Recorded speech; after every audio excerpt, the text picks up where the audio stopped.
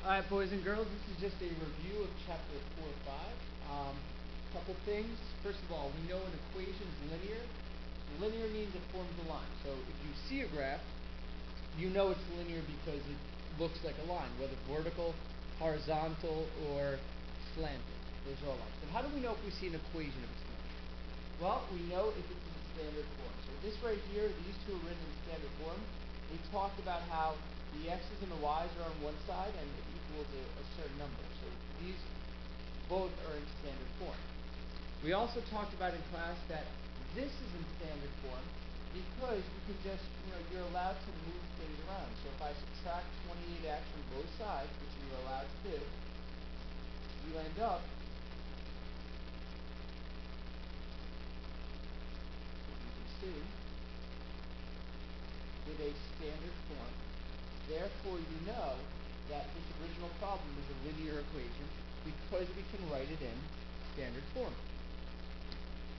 Next, we just talked about how there's an x and a y on both sides, but 9x equals 2 is also written in standard form because we can assume that because it's not written, that it's either plus 0y or minus 0y. Either way, the y is not there.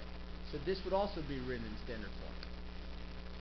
Standard form is always going to be in this form, and the number in front of the x is called a, the number in front of the y is called b, and the number in front of the, the number that it equals is called c.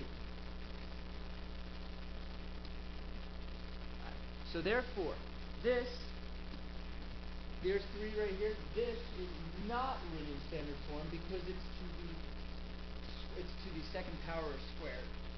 This is not written in standard form because you're not allowed to be dividing by a variable, but it can be divided by a number. It's not a variable. And this is in standard form because if you think of it, you can subtract the x's and the y's and make them all go on one side, therefore equaling it to 0, and therefore it would be in standard form. Equation of a vertical line. Right, so normally equations look like this, where there is both an x and a y. Well, that's true if the equation, when you have a graph, if the line is slanted. It could be slanted up, it could be slanted down, but it's not true of two specific lines. One is a vertical line.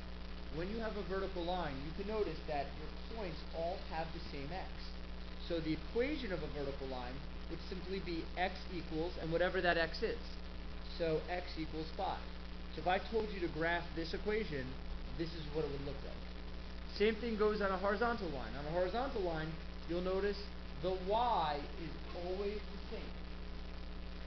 So this blue line has an equation of y equals -5 because on this line the y is always -5. So this is what I showed you in class. All lines have equations with a y and an x in it, except for a vertical line, which is x equals some number, and horizontal line, which is y equals some number. You're going to really want to memorize that and understand it too, because if you think back to what we were talking about, it makes sense.